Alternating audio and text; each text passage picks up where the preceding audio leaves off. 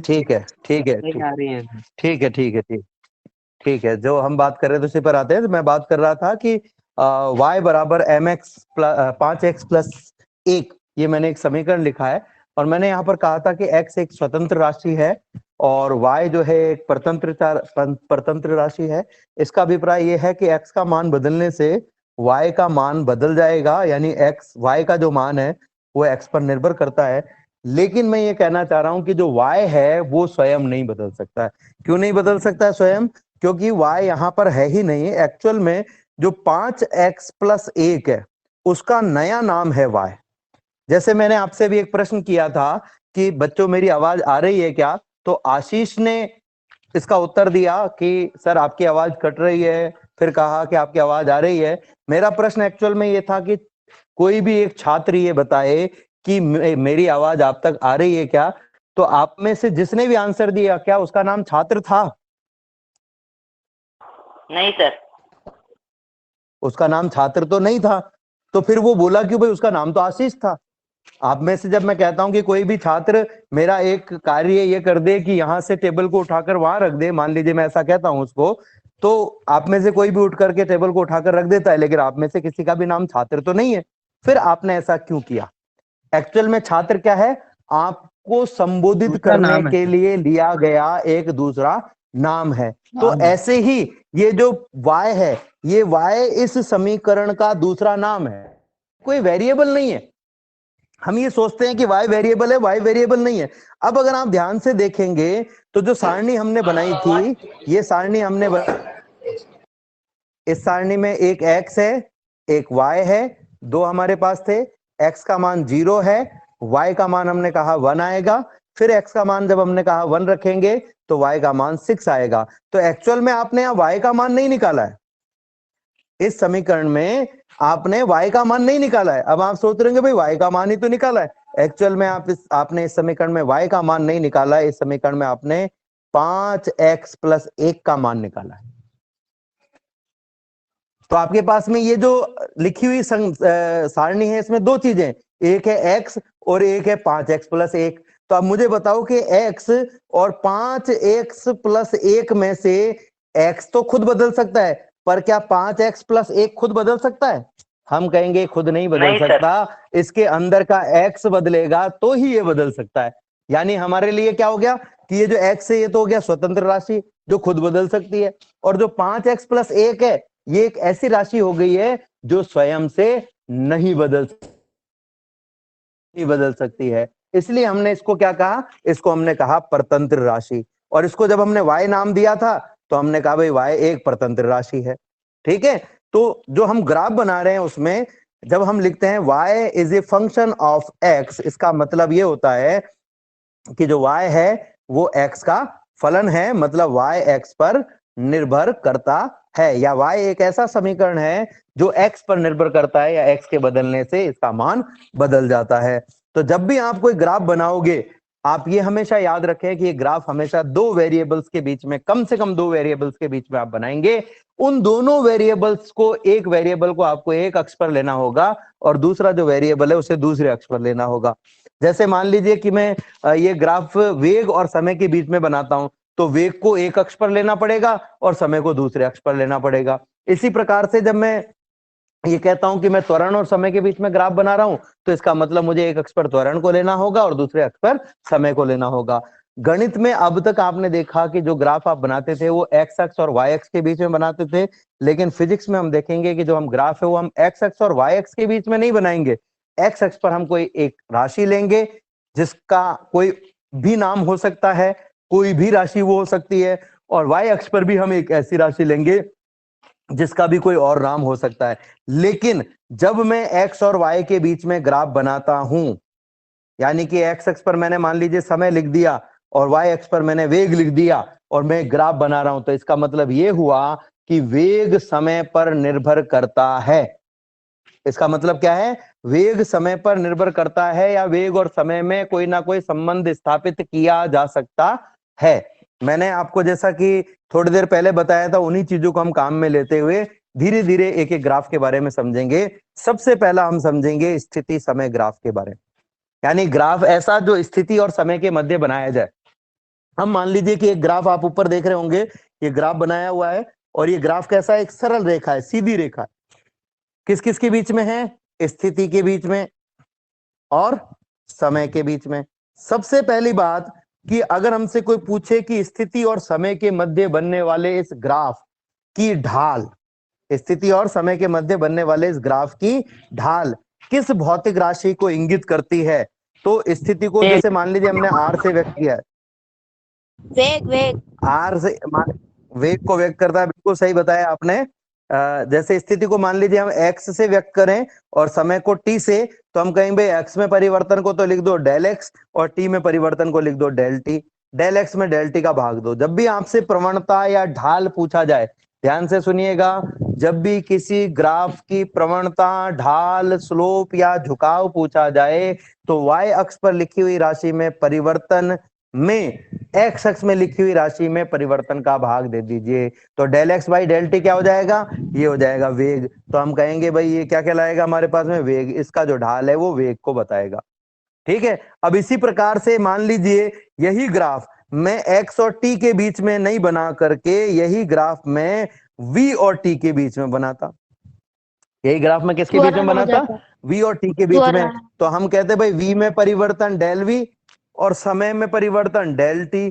तो क्या आ गया हमारे पास में, डेल वी बटा डेल टी, यानी वेग में त्वरण। परिवर्तन की दर, जिसको हम क्या कहते हैं, त्वरण कहते हैं। बिल्कुल सही कहा अंकित ने, विकास ने, आपने बिल्कुल सही आंसर दिया है, इसे हम त्वरण कहते हैं। तो इसका जो ढाल है वो किसको व्यक्त करेगा, त्वरण को व्यक्त करेगा।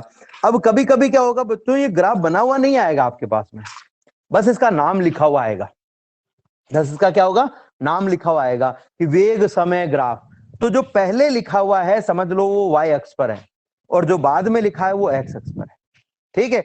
अब जैसे मान लीजिए कि हमने स्थिति और समय के मध्य का ग्राफ बनाया था, किसी ने पूछ लिया भाई स्थिति और समय के मध्य का ग्राफ है जो है, इसका क्षेत्रफल किस भौतिक राशि को इंगित करता है, तो हम कहेंगे भाई वाई अक्ष पर लिखी हुई राशि को तो एज इट इज लिख दो और जो एक्स अक्ष पर राशि लिखी हुई है उसका उससे गुणा कर दो। तो ये हो गया एक्स डेल टी। अब एक्स डेल टी का अगर कोई मान निकलता है, आप इसको गुणा भाग करके या किसी भी प्रकार से कोई नई राशि के रूप में इसको दर्शा सकते हो तो दर्शा दीजिए, नहीं दर्शा सकते तो छोड़ दीजिए, इतना ही छोड़ दीजिए। आप कहेंगे कि एक्स डेल टी को व्यक्त करता है। अब एक्स डेल टी कोई नई राशि नहीं है हमारे पास में, वी डेल टी होता तो हम जरूर बता देते।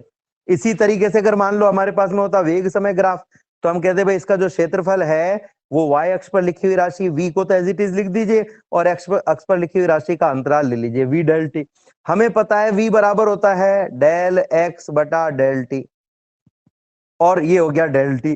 डेल टी से डेल टी कट गया, क्या आ गया आपके पास में, डेल एक्स। तो हम कहेंगे वेग समय ग्राफ का जो क्षेत्रफल है वो विस्थापन को, डेल एक्स किसको कहते हैं हम, विस्थापन को। तो ये विस्थापन को व्यक्त करता है।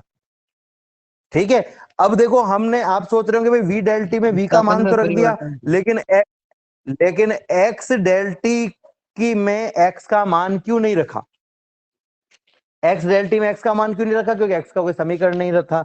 अभी अभी एक बच्चे ने कहा कि डेल एक्स का मतलब है विस्थापन में परिवर्तन। विस्थापन में परिवर्तन नहीं बेटा, डेल एक्स का मतलब विस्थापन ही होता है। स्थिति में परिवर्तन कह सकते हैं अपन इसको, डेल एक्स का मतलब हम कह सकते हैं स्थिति में परिवर्तन। विस्थापन तो अपने आप में परिवर्तन ही होता है, खुद ही परिवर्तन होता है। विस्थापन होगा ही तब जब परिवर्तन होगा, क्योंकि विस्थापन क्या है, प्रारंभिक और अंतिम बिंदु के मध्य की दूरी। अब जब प्रारंभिक और अंतिम बिंदु एक ही होंगे, बदलेंगे ही नहीं, तो फिर विस्थापन होगा ही नहीं। इसलिए विस्थापन को कभी भी ऐसे नहीं कह सकते हम विस्थापन में परिवर्तन। विस्थापन में परिवर्तन नहीं होता है, ये स्थिति में परिवर्तन होता है। तो पहला जो हमने एक चीज यहां से सीखी है, अगर स्थिति और समय के बीच का ग्राफ एक सीधी रेखा हो तो इस ग्राफ का जो ढाल है वो वेग को व्यक्त करेगा। नंबर एक बात।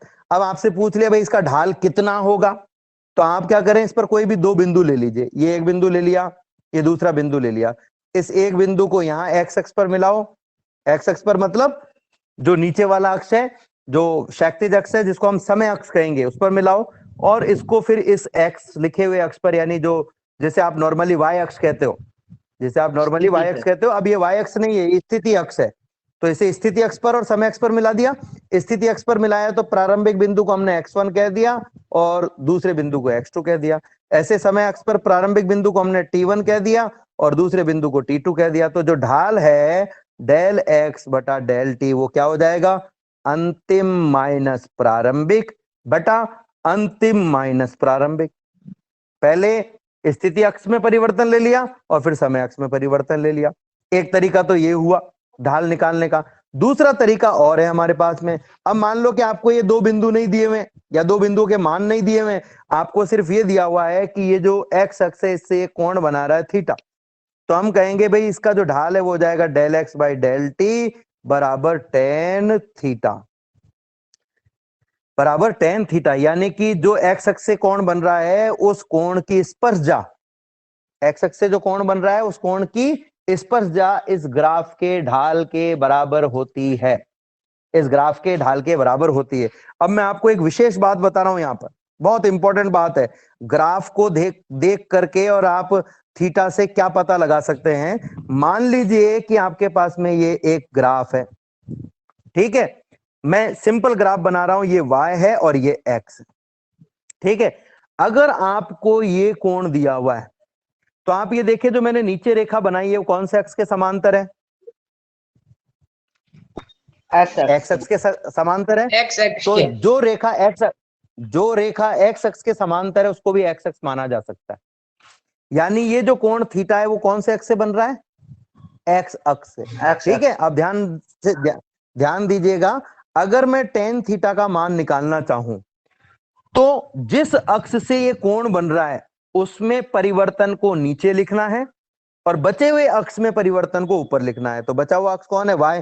वाई अक्ष में परिवर्तन हो गया डेल, तो ये हो गया del Y by del x.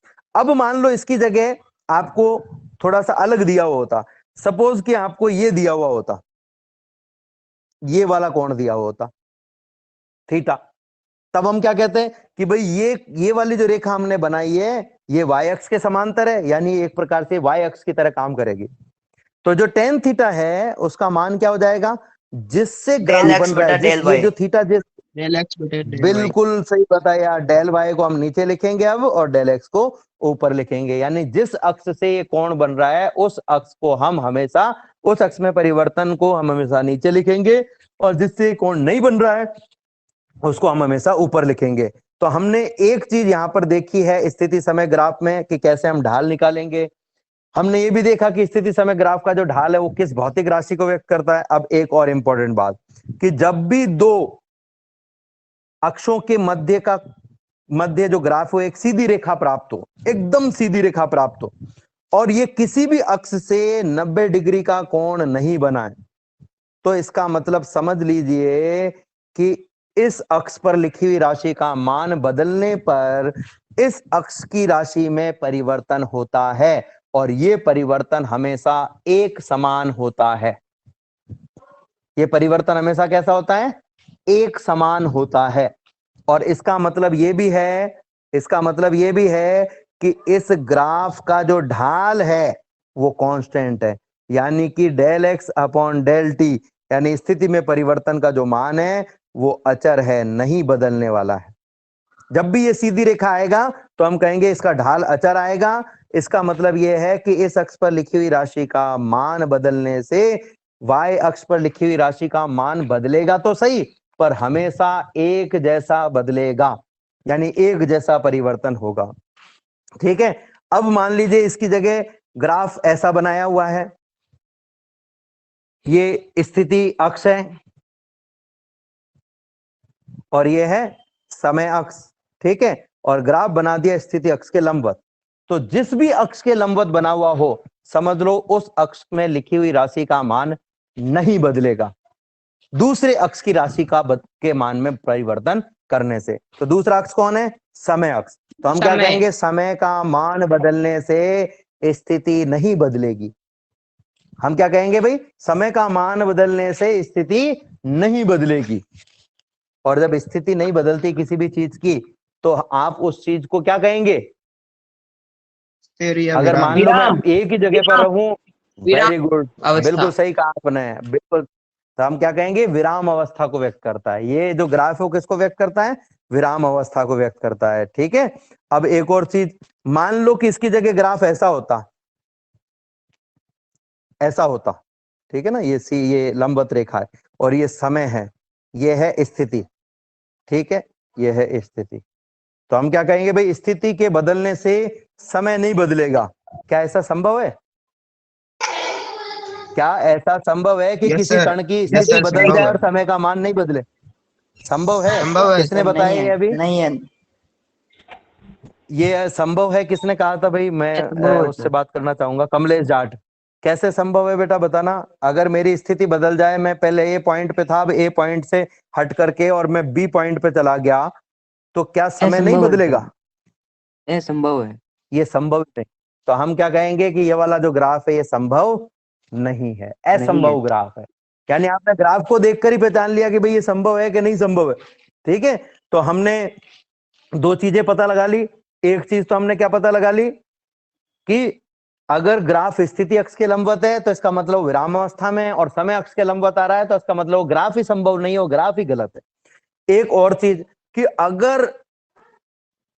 अगर स्थिति और समय के बीच में जो ग्राफ है, ठीक है, स्थिति और समय के बीच में जो ग्राफ है, ये ग्राफ एक सीधी रेखा हो, एक सीधी रेखा हो, तो और सीधी रेखा भी कहां पर हो? जीरो से, यानी मूल बिंदु से शुरू हो रही हो, तो इसका अभिप्राय यह है कि कण की जो गति है वो जिस बिंदु से शुरू हुई है उसे हमने मूल बिंदु माना है।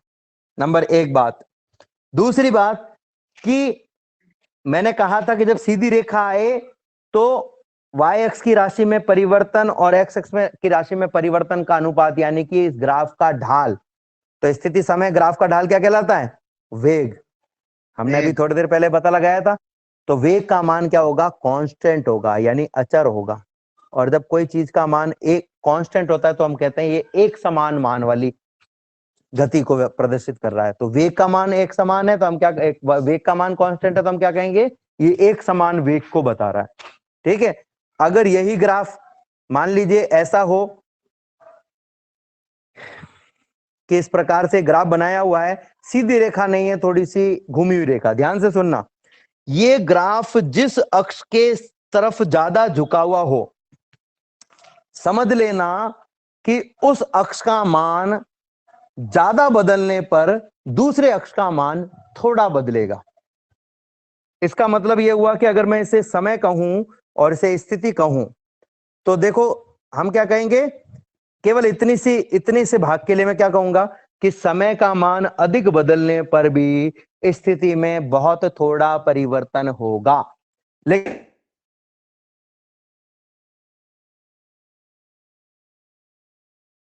किसकी तरफ हो गया है? तो आप देखेंगे बाद में झुकाव इस समय अक्ष की तरफ नहीं होकर के, यानी ये इसके पास में नहीं होकर के ये स्थिति अक्ष के पास में आ गया है। स्थिति अक्ष के पास में आ गया है,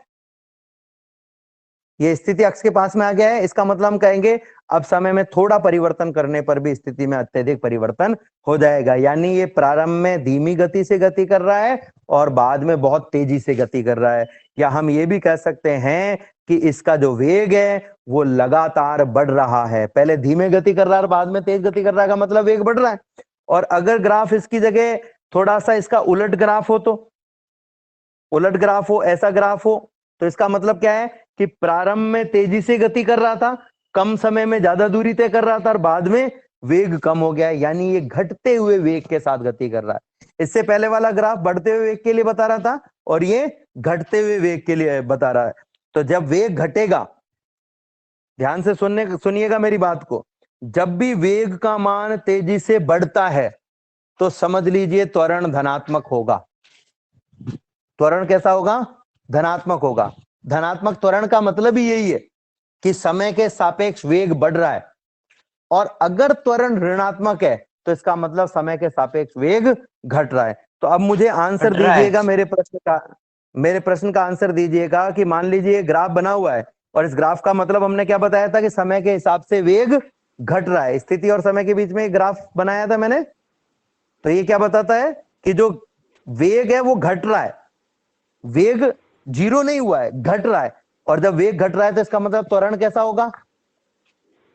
धनात्मक होगा, ऋणात्मक होगा।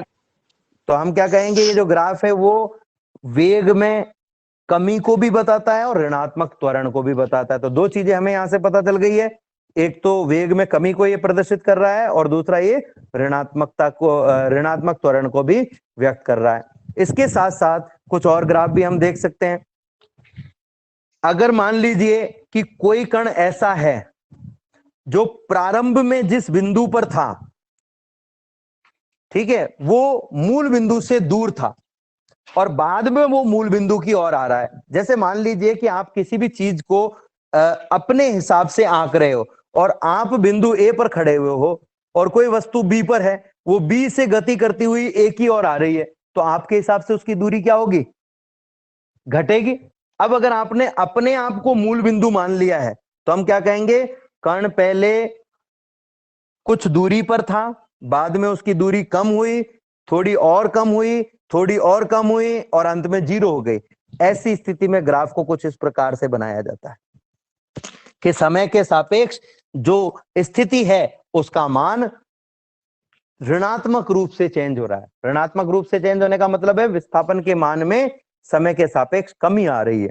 खैर, इससे आगे हम चलें तो कुछ असंभव ग्राफों की भी मैंने बात की थी। जैसे पहला ग्राफ तो मैंने ये बताया ही था कि जब ये समय अक्ष के लंबवत हो तो ये असंभव है। इसके अलावा एक और ग्राफ मैं यहां बना रहा हूं, ये ग्राफ भी असंभव है। ये ग्राफ अगर हम इस प्रकार से बना दें, ये इस प्रकार से, तो ऐसा ये असंभव क्यों है? मान लीजिए ये समय अक्ष है और ये स्थिति अक्ष है, ठीक है। तो इसका मतलब क्या हुआ कि इस विशिष्ट समय पर कण की दो स्थितियां होंगी, एक स्थिति ये होगी और एक स्थिति ये होगी। समय के एक मान के लिए स्थिति के दो मान आ रहे हैं। क्या एक ही समय पर कण दो अलग अलग जगह पर हो सकता है? नहीं नहीं नहीं नहीं हो नहीं सकता। इसका मतलब ये ग्राफ भी संभव नहीं है, नहीं। ये वाला ग्राफ भी संभव नहीं है। तो ये कुछ ऐसे ग्राफ थे जो कि असंभव ग्राफ थे। अब एक और ग्राफ हम देखते हैं। मान लो कि इस तरफ लिखा हुआ है पथ लंबाई, ठीक है, पथ लंबाई, और इस तरफ लिखा हुआ है समय। अगर ये ग्राफ ऐसा बना दिया जाए तो इसका मतलब क्या है कि पथ लंबाई पहले बढ़ रही है और बाद में पथ लंबाई घट रही है।